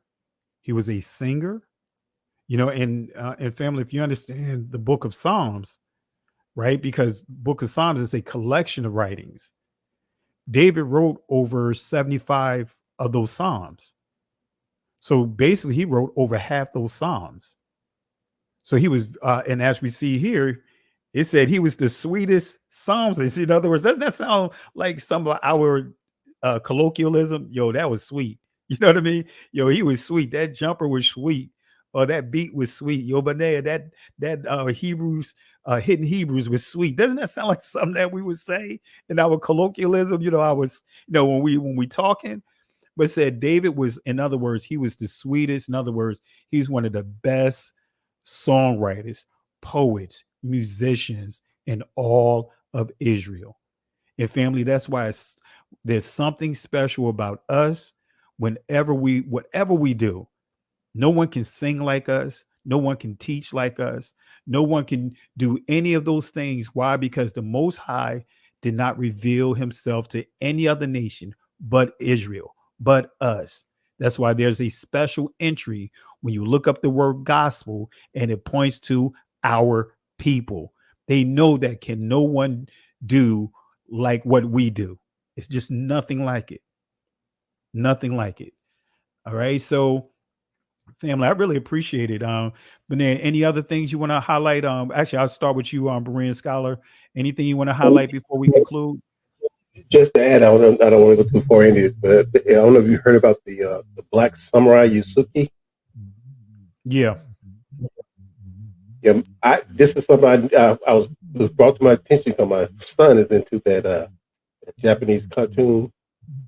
And heard about it before the awakening. He brought that to my attention. But afterwards, I looked at his origin. He was raised by a Jesuit priest that had him since he was a child. They brought him from Portugal. And I said, you can't make this stuff up. These connections are everywhere. He was a black samurai that came with a Jesuit priest over to Japan. But he was a servant to a Jesuit priest, and he'd been a servant to that priest since he was a child. Same story as we know about what happened in Portugal. And to take it a step further, when you study Bambara, right? That's a Hebrew tribe, right? When you study the Japanese language, right, it's proven that their language came from the Barbaras, which the Barbaras in Hebrew is synonymous to the word Daibara. That's why they call it Bambara. And many of the Israelis got their definitions to words that they couldn't define in Hebrew from them. And I gotta, when I drop Road to Savannah Part 3, I'm going to bring all of that out. But a Jewish guy, or an Ashkenazi Jewish guy. Let me make it clear on that. Was the one who discovered them, and they were using their definitions to define key words that they didn't know the meanings of. So that it doesn't surprise me, especially when you start dealing with the languages and all. So anything you want to wrap up with, Berean Scholar? Brother, I love this teaching, and it just goes to show how like you said, it's something special about us, Israel. And they did not want us to know who we were. They knew who we were, but they didn't want us to know. Absolutely.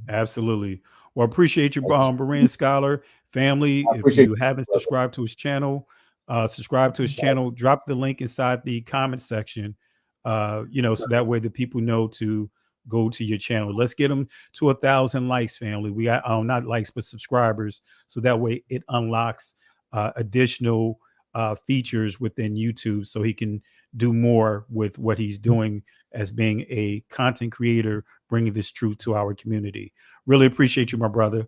Really appreciate you. Thank you, brother. Now, guys, continue to share, repost these teachings, because we need to bring the light to our people. We need to open our people's eyes.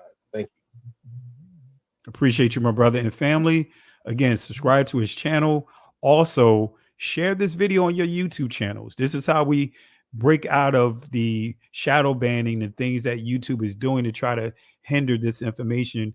And like my cousin's channel as well, and others that are teaching this truth. This is how we at least get around what they're trying to do to suppress this information. If you have a YouTube page, share it on there. If you have a Facebook page, share it on there. If you have a Instagram page, share it on there. Share this link. Benea, any comments you want to make? It look like you got something you want me to bring up? Look like you have something you want to share? Yeah, if you don't mind sharing that, Pastor Kelly, just coming off the top rope, because you were mentioning Bambara. So this is the information about Bambara, about who they are, right? So it talks about, I'm just going to read it here. It says, but this is not all. It says, other curious details reached Dr. Philip from another source. It says, a Jew who had accompanied a German traveler as far as Timbuktu. So this is in West Africa. And it says, found near the boundary of the kingdom of Bambara a large number of Jewish Negroes. Now it's using their terms, right? But just to show you that even back then, when they had travelers going through Africa, through Bambara, they were making, recordings or notes, noting that there were large numbers of Israelites in that location. It says this large number of Jewish Negroes, nearly every family among them possesses the law of Moses written upon parchment. Hallelujah. So yeah, there you go. and go down to finish that sentence up when it says to little leaves stitched together, parchment passage derived by, here's the kicker, fam, the Psalms. Worship is in us, family. They're writing down Psalms. You know what I mean? Passages from Psalms. Yep. David was his psalmist. When we study, as we just highlighted with Shakespeare, he was a poetic writer. He was very good with writing, and his, all you guys learned about Shakespeare in high school and in college. So you see the connection of how this is who we are. This is who we are. Can't get around it. Yeah. All right. Go ahead, Benaya. Now, just as you can see, family, where Bambara is. Now, keep in mind, this is right next to the slave coast, right next to the kingdom of Judah. Like if you were to look at it on the map, it kind of changed over time because we migrated over time. But in this map, you'll see Bambara, close to Timbuktu. Remember that reference talked about Timbuktu. So there you have Bambara right there. And then this is a map of the E1B1A distribution. So most so-called African Americans, as far as the males are concerned, belong to a haplogroup called E1B1A. So what you're looking at, family, is a distribution map of E1B1A in Africa. So of course, like the darker the darker the blue, the more concentrated E1B1A is in that area. And you'll notice is that E1B1A is concentrated near the slave coast and just above the slave coast. And what I wanted to show you in these couple of slides is that, so what's at the slave coast and what's just above the slave coast? Just above the slave coast, you see Bambara. We just read that reference that showed you that it was Israelites there, but also Lam. There's another place called Lam, which is also attributed to Israelites. So you got Judah at the bottom, or the kingdom of Judah at the bottom. You have Lam on top of that. They have the area of Bambara above it. So that's what that third circle is. And just strangely enough, your DNA concentrates around those three places that are stacked right on top of each other. Nobody explains why, but if you go into these books, you'll find out that the Israelites were concentrated right around those areas, and your DNA matches that perfectly. And I'll leave you with that. Just one thing I want to share, being that you mentioned Bambara, and I know I mentioned Sao Tome, and I like to share this source with the people, just to give you guys clarity, because I did mention Sao Tome in this location. So let me fast forward over to there. And as you see here, family, for those that may have joined in, just joined in a little late, I'm sharing a source here showing Shakespeare in his own words, describing himself as being, as you see here, it says, and Will Shakespeare, that I was. You're not sharing, Pascal. I'm not sharing. Okay, let me bring it up. Thank you for catching that, Benaya. Let's see here. All right. For those that didn't catch it, but this is a recap here. This is Shakespeare's own words, right? His father, he described his father, he described his brother, and now I'm showing you him describing how he looked, his appearance. And Will Shakespeare, that I was a small, dark man with great eyes, whom the women love not, a little, but who loved them not too much, and who was not seldom called the little Jew boy, or the little Jew from the midland counties, which made me to fume with anger. But notice here, he goes on to say, For I knew not then, as I did afterwards, that my grandfather Thomas the Little of Utrecht in Holland had been born a Jew. All right. So we see Israelites right here, right? Shakespeare made it clear that he was dark, right, which is synonymous with black, right, when you study the jargon of that time. But he also said that he was an Israelite. Now, the point that I want to skip down to, let me go over to it here, is when I pointed out about King Solomon travel far as his servants, his soldiers traveled to Sao Tome, right? So this is a map, 1754, map of Africa by Gabriel Ramirez. And I just want to highlight something real quick. Let me zoom it in. And you see here, right? Because of course they had to travel around the continent because they didn't have the canal here to drive through, to go through here. They had to actually go all the way through, all the way around the continent. But we see here, see the term here, Hebraeus, right? So this is telling you they travel all the way around, right? This is Sao Tome right here. This is Ophir that you see in the scriptures. So this is a little information on this map. It says 1754 map of Africa by Gabriel, Ramirez. It says it covers the entire continent of Africa with adjacent parts of Europe and Arabia. The map identifies the biblical port of Ophir, associated with the legends of King Solomon. Ophir was said to be a kingdom of limitless wealth from which Solomon collected the gold needed to construct the first temple. So if we go back here, right, to what Benea pointed out, this is the Gold Coast, right? This is Ophir. But you see, this was also a resting spot for their ships. And they're getting gold. Ophir was known for their gold, but also we see how that map goes. Sao Tome was also south of the Gold Coast.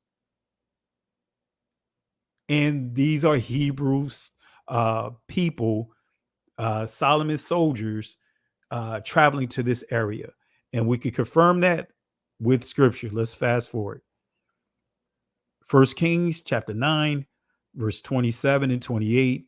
And it reads, and Hiram sent in the navy his servants, shipmen that had knowledge of the sea with the servants of Solomon. And they came to Ophir and fetched from thence gold, 420 talents, brought it to King Solomon. So you see that they went here to get gold for the building of the temple. So I just thought I'd share that additional information here. All right. So again, those that are joining late, yes, Shakespeare was an Israelite. I encourage you guys to go back over the lesson. Don't want to start repeating myself over, but go back over the lesson and you will see within the lesson his autobiography in his own words telling you exactly who he is. All right. So wrapping up, Benaya, any final words you want to share? No, great lesson, Pastor Kelly. Great lesson. Any garbage cans you want to give out? You know how we have the garbage can award. Well, I guess always to I guess the people that's just trying to whitewash everything and trying to suppress the awakening, but it's not our awakening, it's the Most High's awakening, and it's not going to be stopped. So I put them all in the trash can. Absolutely.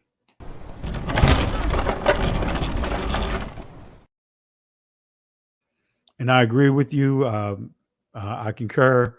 All those that have been whitewashing this history, that's trying not to show the truth about who's who we are, and constantly trying to deceive our people and many within our community that are embracing this deception.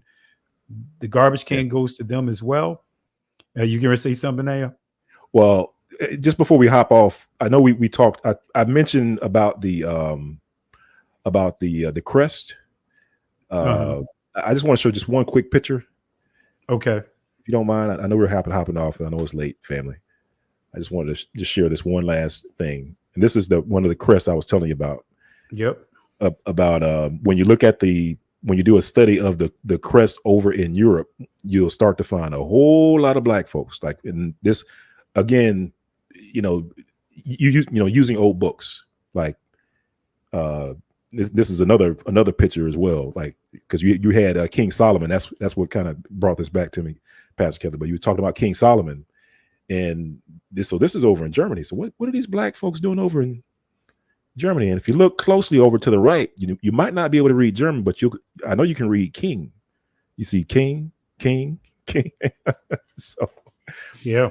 So just so you know, family, just letting you know that you look at the old crests, these old books, you'll see a bunch of melanated people over in Europe, because that's where we were, family, before the oh man, what was the thing that kicked them all out, Pastor Kelly? The Crusades. Oh yeah, the Crusades. Yeah, the Crusades. The Crusades, family, was the thing that washed Europe, of its melanated population. So anyway, that's it, Pastor Kelly. Just want to share that. Well, appreciate you guys for tuning in tonight, and also want to give a not only the garbage can, because we already covered the garbage can, but I also want to give a 3-piece to the deception and whitewashing this information. So let's give a 3-piece. All right, let's give them a side. All right, and let's give them their orders to go.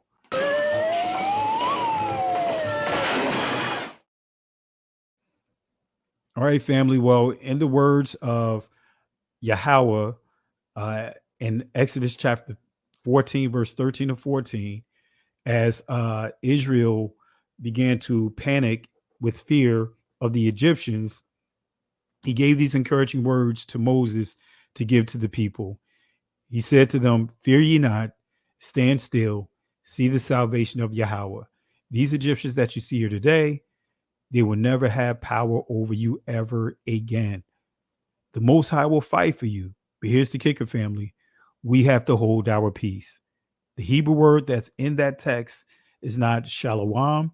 Some of you guys would say shalom, but the actual word that's there is charash, which means be quiet. Can't go back, can't stay here, keep moving forward. Shalom. Listen, Genesis chapter 11, verse 10 explains the genealogy of Shem. Shem was a black man in Africa. If you repeat this back, Genesis 14, verse 13, Abraham steps on the scene. Being a descendant of Shem, which is a fact, means Abraham too was Abraham, born in the city of a black man called Nimrod, grandson of Ham. Ham had 4 sons. One was named Canaan. Here, let me do some explaining. Abraham, Isaac was Jacob had 12 sons, for real, and these were the children of Israel. According to Genesis chapter 10,